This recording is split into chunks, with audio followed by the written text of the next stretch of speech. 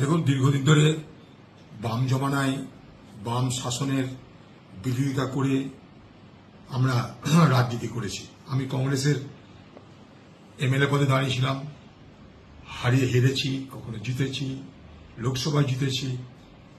তো স্বাভাবিকভাবেই প্রতি মুহূর্তে বাম ঘরানার রাজনীতির বিরোধিতা করেই আমাকে এগোতে হয়েছে।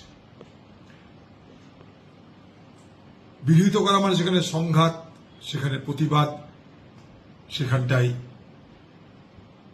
সমালোচনা করেছি।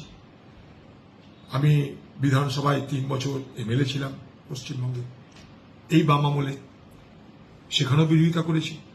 তখন যদি জ্যোতিবাবু ছিল, তখনও বুদ্ধ পুলিশ মন্ত্রী ছিলেন, বিরোধিতা করেছি। সব শেষে, দিনের শেষে কিন্তু একটা কথা আমাকে স্বীকার করতে হবে, যেটা না স্বীকার করলে অন্যায় হবে। সেটা হচ্ছে এই একটা রাজনৈতিক ব্যক্তি যে তার গোটা রাজনৈতিক জীবনে কখনো সততা থেকে বিচ্যুত হননি, তার রাজনৈতিক নিষ্ঠা থেকে সরে আসেন, তার আদর্শ থেকে তিনি কখনো পিছপা হন।